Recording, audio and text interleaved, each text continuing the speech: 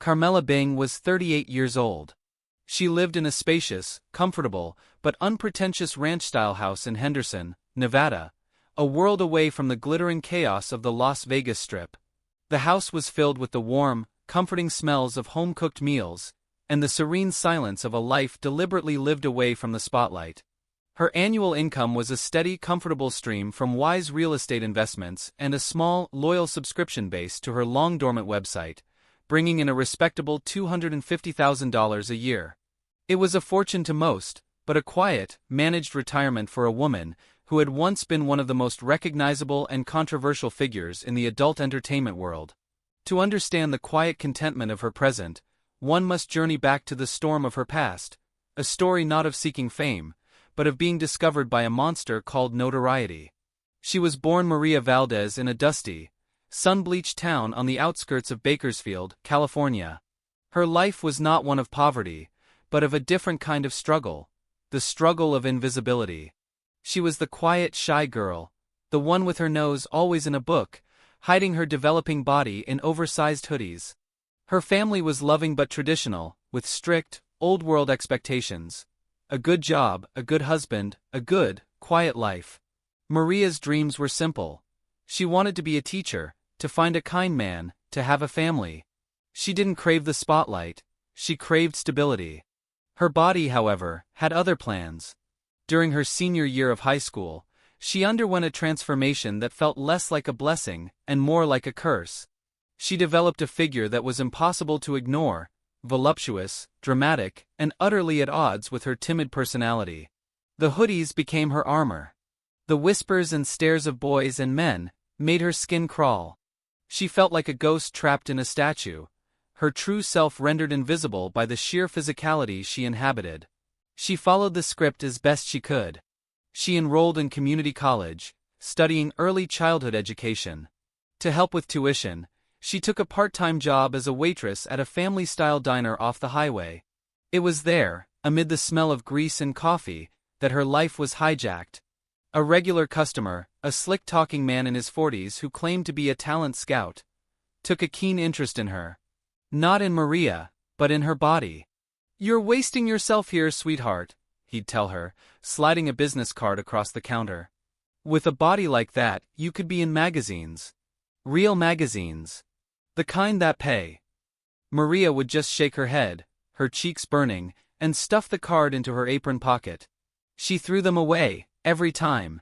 But the words, like seeds planted in fertile soil, began to grow. The money at the diner was a pittance. The college courses felt abstract, a distant future. The scout's words, "the kind that pay," echoed in her mind, a siren's song of escape from the relentless struggle. The breaking point was a medical bill. Her father, a mechanic, injured his back and was unable to work. The insurance was inadequate. The fear of losing their home, a fear she saw etched on her mother's face every night, became a tangible, suffocating presence. Desperation, cold and sharp, replaced her fear. She found the talent scout's crumpled card in her junk drawer. Her hands trembled as she dialed the number. The magazines, she discovered, were for adult websites. The photo shoot was in a cheap motel room in Las Vegas. She told her parents she was going to a teacher's conference. It was the first major lie of her new life. The shoot was a brutal, degrading affair. The photographer was crude, the lighting was harsh, and she felt like a piece of meat being prodded and positioned. She dissociated, letting her mind drift far away from the room, from the camera, from her own body. When it was over, she was handed $800 in cash. It felt dirty. It felt like blood money. But it was enough to cover her father's medication for a month. The photos, however, found their way online. In the anonymous, often cruel ecosystem of the internet, Maria Valdez ceased to exist. In her place, a phenomenon was born. Carmella Bing. The reaction was immediate and volcanic. Her specific extreme proportions made her an instant, polarizing sensation. She wasn't just popular. She was a meme, a topic of discussion, a fantasy and a freak show all at once. Offers flooded in from producers, each one more lucrative than the last. They weren't offering her a career. They were offering to monetize a mutation, Terrified and seeing no other way to solve her family's financial crisis, she said yes. She dropped out of college, told her parents a convoluted story about a lucrative modeling contract that required travel, and moved to a cheap apartment in the San Fernando Valley. Her first professional film scene was a surreal nightmare. The set was a circus. People stared. Whispers followed her. The director treated her not as an actress, but as a special effect. She performed the scene in a state of numb automation, the same way she had endured the motel shoot. The paycheck, however, was $5,000. It was more money than her father made in 2 months. She sent most of it home, telling him it was an advance. His grateful, relieved voice on the phone was both her salvation and her damnation. She leaned into the persona they wanted. Carmella Bing became a character she played, a confident, sultry, exaggerated version of a woman. Off camera, Maria was shy, anxious, and hated the attention. On camera, Carmella was a bombshell. The dichotomy was exhausting. The industry embraced her, but it was a possessive, often cruel embrace. She was typecast, pushed into more and more extreme roles to satisfy the niche audience she had unwittingly created. The money was astronomical. She bought her parents a new house, paid off all their debts, and set up a trust fund for her younger siblings. She was their hero. But in the silence of her own apartment, she felt like a ghost, a shell being filled with cash to make up for the person she was slowly erasing. She began to use the party scene as a crutch. Alcohol to quiet the anxiety, pills to help her sleep, cocaine to give her the false confidence to be Carmella, for the cameras and the fans. The girl who had dreamed of a quiet life as a teacher was now a jet-setting adult film star. Her life a blur of parties, film sets, and hollow transactions. She had achieved a grotesque form of the American dream. She had sold a piece of her soul to save her family, and the price was the slow, steady annihilation of Maria Valdez. The first part of her story was a tragedy of circumstance. The second would be a brutal fight for her own identity. The peak of Carmella Bing's fame was a gilded cage. She lived in a high-rise condo in Las Vegas, her windows looking down on the very city where her transformation had begun. The money was a torrent. She earned tens of thousands of dollars per scene, her name alone guaranteeing massive sales. She was a brand, a walking, talking spectacle. But the woman inside was drowning. The partying was no longer a crutch, it was a noose. The alcohol and drugs were necessary just to get through the day, to face the mirror, to endure the relentless scrutiny of a world that saw her as either a masterpiece of plastic surgery or a walking joke. Her relationships were transactional, with men who were either starstruck or saw her as a trophy. The persona of Carmella had completely consumed Maria. There were moments in the dead of night when she would wake up from a drug-fueled sleep, her heart pounding, and not recognize the lavish, lonely apartment she was in. She would look at the framed covers of magazines featuring Carmella Bing, and feel a profound, chilling disconnect, as if she were looking at a stranger. The turning point was not a single event, but a slow, accumulating avalanche of rock bottoms. It was a DUI that could have killed someone.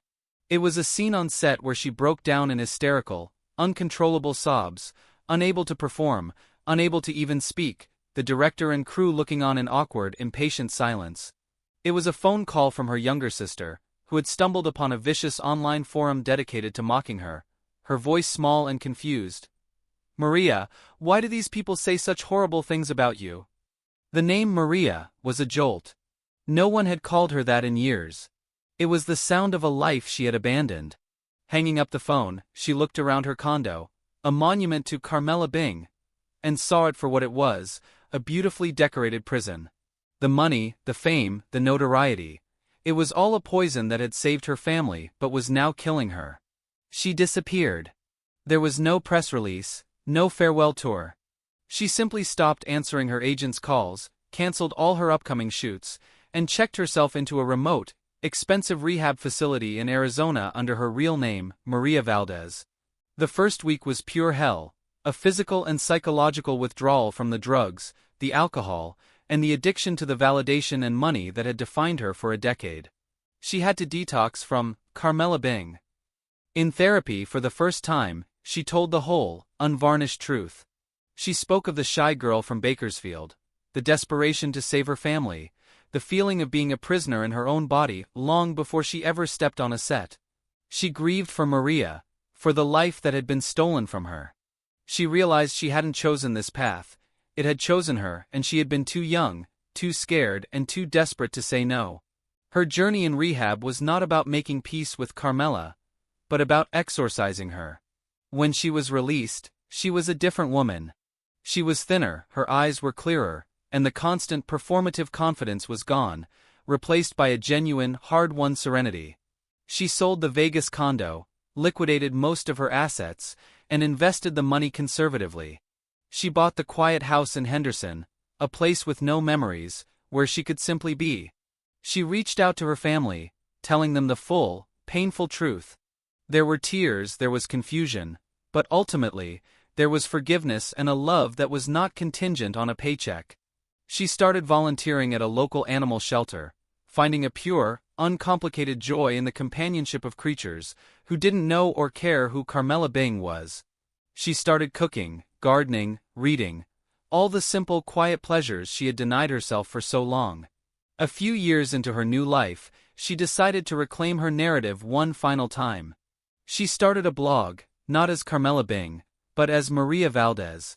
She wrote anonymously at first, about recovery, about self-acceptance, about the profound difference between being seen and being known. Her writing was raw, honest, and powerful. Slowly, she began to allude to her past, not for sensationalism, but as a cautionary tale about the cost of conflating self-worth with market value. Eventually, she revealed her identity. The internet, once the engine of her notoriety, was stunned into a rare silence, then erupted in a wave of respect. The story was picked up by mainstream outlets. They weren't interested in the salacious details of her past career. They were fascinated by the story of her reclamation. She was interviewed not by adult magazines, but by psychological and cultural journals. She became an advocate for mental health, for the right to change, for the possibility of a second act. Now at 38, Maria Carmella Valdez lives a life of profound peace. The money she earns is enough. The fame is a distant echo. She has a small, tight-knit circle of friends who know and love the real her. She has even begun to tentatively date, something she was never able to do as Carmella, always fearing the man was only interested in the caricature. Her story is one of the most dramatic in the annals of the industry, not for its sensational highs, but for its quiet, hard-won redemption. She was a woman who was thrust into a world that magnified her body and erased her soul. She became a victim of her own success, a prisoner of an image she never intended to create. But in the end, she staged the most spectacular escape of all. She walked away, not just from the industry, but from the persona that had consumed her. She didn't destroy Carmella Bing. She simply outgrew her, allowing Maria Valdez to finally and fully live. It is a story that proves that no matter how far you travel from yourself, the path home is always waiting.